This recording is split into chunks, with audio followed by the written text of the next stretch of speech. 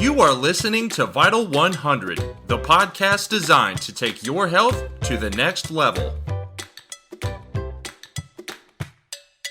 Are you fatigued climbing stairs?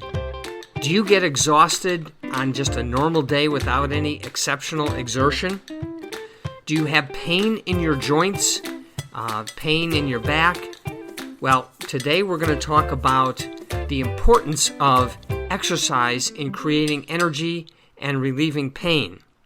Hi, this is Dr. Bob Johnson, Vital 100 Podcast. What I want to talk about today is the importance of exercise.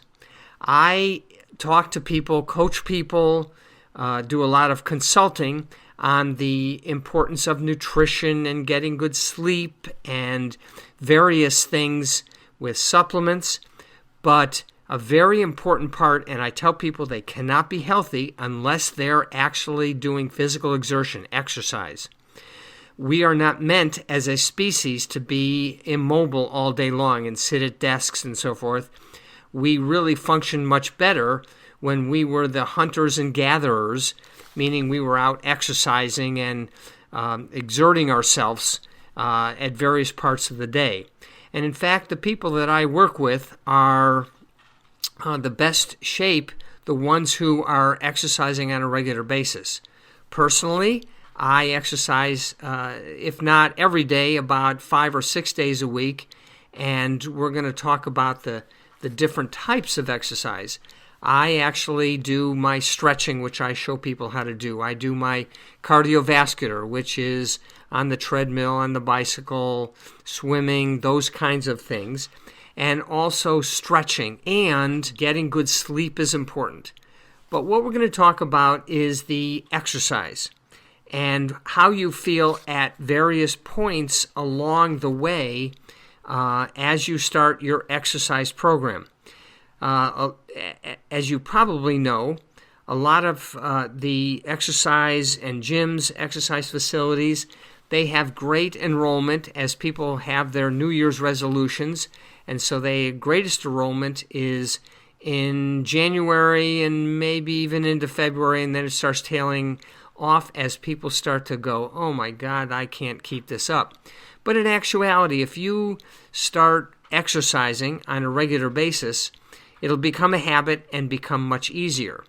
So it's important to know what you can expect at various points along the way in your exercise program.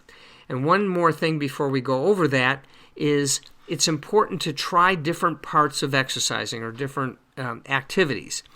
Do you like to walk briskly? Do you like to lift weights? Do you like to get on the treadmill or bike or swim? But it's important to have something that you enjoy doing, because if you're trying to get an exercise program and you don't enjoy doing it, it's going to be very, very hard. So everybody will find something that they like to do. A lot of people don't like the extreme exertion, so they do walking. But I myself was a very avid runner for decades, and now I love to do the biking. So I've done that as well as lift weights, and I have a very robust stretching program so that I always am loosened up. So let's talk a little bit about the benefits of working out.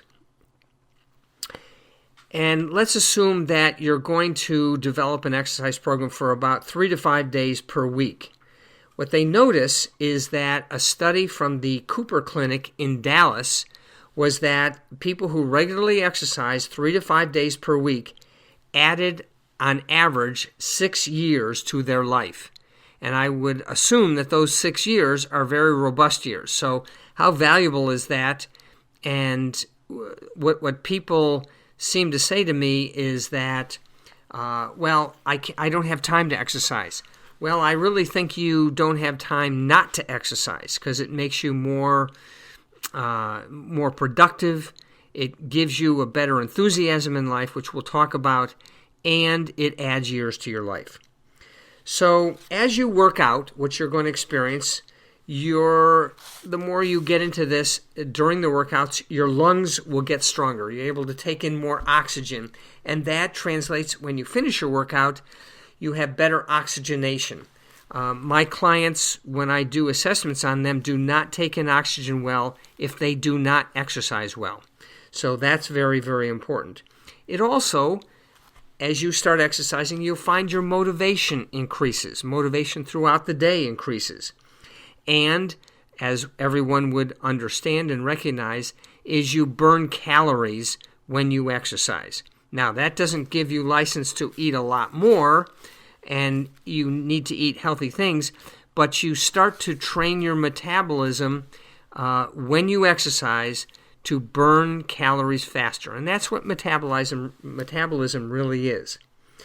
Within 1 hour of exercising, you'll find that you are better protected against the flu and colds, and your immune system builds up. Now, 70% of your immune system is around the gut, so eating right is important for the immune system, but actually exercising will get your lymph flowing, and you'll notice this within an hour of your exercising, that lymph flowing much better is going to help you detoxify, but it's going to improve your immune system. You're going to feel a calmness, as I understand it, or as people talk about it, you feel a zen.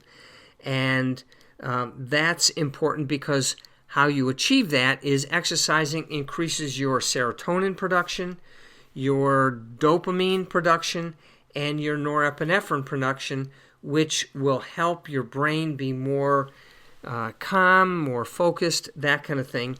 And so exercising within about an hour after you exercise and you get into it more and more, you'll notice a calmness. You will certainly be burning more calories at rest when you are exercising regularly. And exercising does increase your hunger a bit, so you have to watch out what exactly you are eating. In one day, after you exercise, you'll start to realize that you're building lean muscle.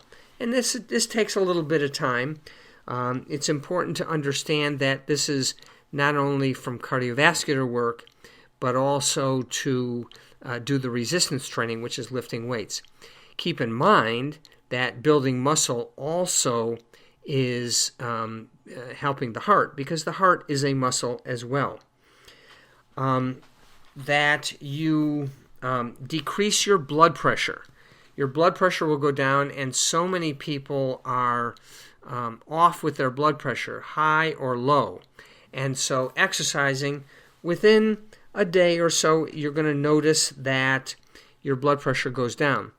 One little side note on blood pressure: too high blood pressure means that the heart is having to work too hard against the resistance in the blood vessels, but too low blood pressure means that the heart is not pumping hard enough and you're not getting blood circulation to the peripheral areas like the brain, the fingers, the toes, that kind of thing. Within 1 week of exercising, you're going to start to notice that your diabetes risk goes down. That is because the cells become more sensitive to the insulin when you eat. And so one of the ways to help people with diabetes is to get them exercising. That is just absolutely critical. And they have to overcome their fatigue from the diabetes, from poor sugar handling, to start the exercise program, and then they're going to notice the increase in energy, and it makes it easier to reverse the diabetes. And you're also going to notice within 1 week you're going to be able to exercise longer and more intensely. And not that's what you should always do, but you'll see that, for example, running a 8 or 9 minute mile is hard at first, and then after you exercise a week or so, you're going to notice that it may be just the same exercise level of intensity to do a 7.5 or 7 minute mile. So anyways, within 1 week, you're going to notice that the exercising gets easier. And this is where it's important to realize that in the beginning, it's hard to exercise, but as you get into it, it gets easier and easier. When I was a competitive runner, what we always used to say is the hardest step is the step out the door. And it's just to get that motivation up and realizing that as you get into exercising, 2, 3, 4 weeks, a month, you're going to start to see how easy it is and how good you feel when you do exercise. And there's always the idea of not only the brain chemistry with the serotonin and the dopamine and the norepinephrine, but also you're going to feel that endorphin rush, which makes you feel much better. You will start to lose weight. You'll get slimmer. You'll notice that the fat, you're going to start to lose that, and your slim, lean muscle mass will increase. And so one of the downsides may be that you have to get new clothes. But you're going to start to notice that. The people that have had a lot of weight and lose it, if they are exercising, they are indeed losing that bulk and have to get new clothes. Within a month after you exercise, you're going to start to notice your increase in strength. Not only leg strength, but arm strength, back strength, abdominal strength, which is very important.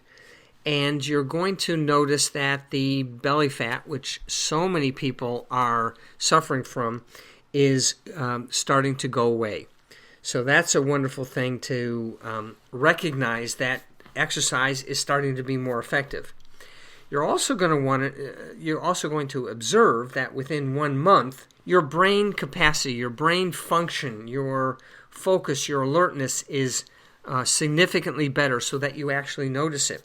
And you're able to think better, and it really is very amazing how physical exercise is going to make your heart better, but it's going to make your brain better.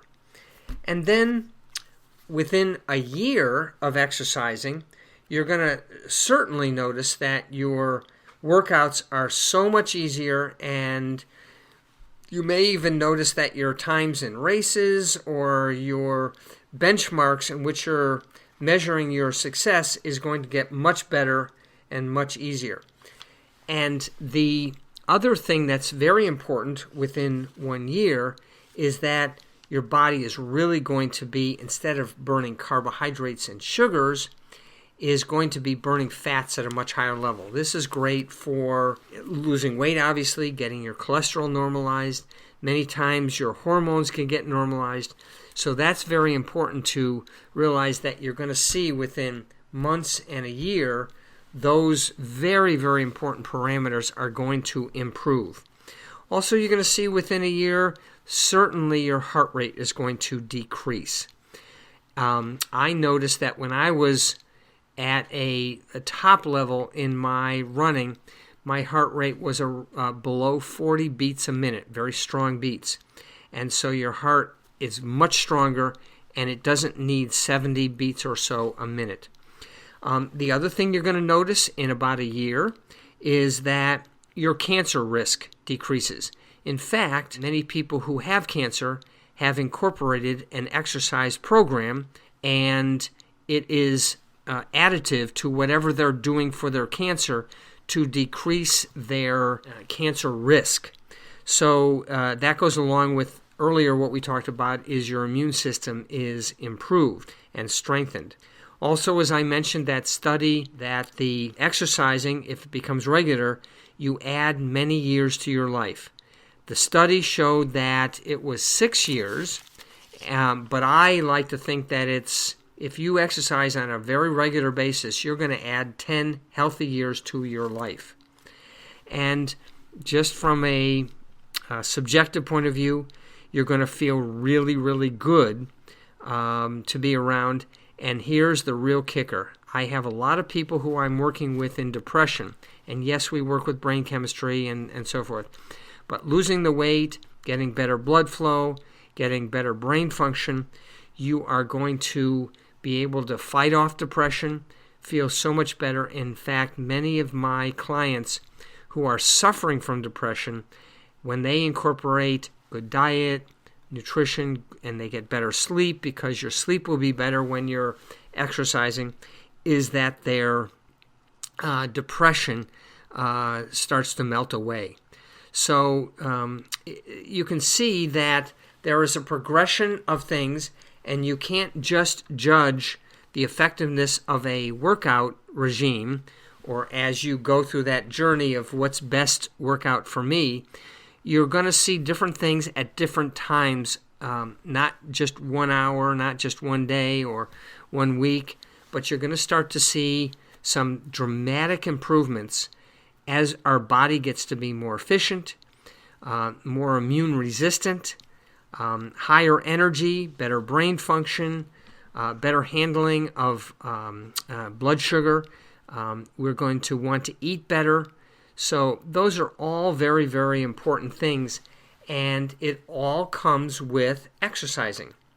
In fact, I would say that of all the things that I talk about to get people healthy, probably nutrition and good exercise are the most important. Now you add things like good sleep and certain supplements and that kind of thing, but getting good exercise on a consistent basis and eating the right foods are really going to make a big difference in your life in not only treating illnesses and problems you're having, but also adding years to your life, increasing energy you didn't even thought you were without.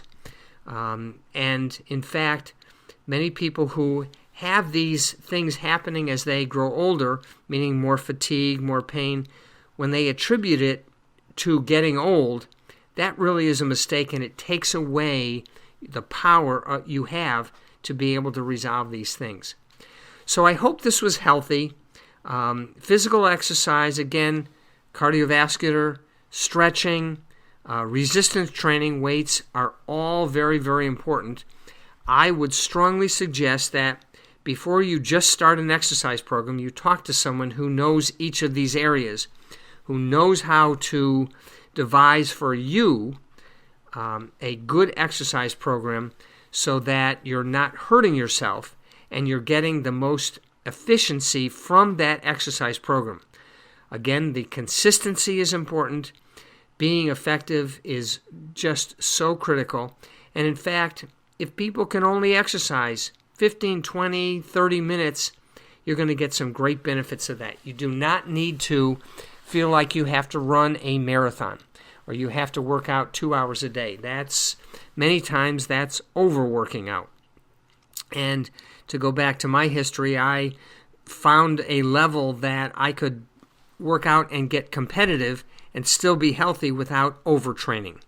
So I hope this is helpful and it gives you the motivation to get out.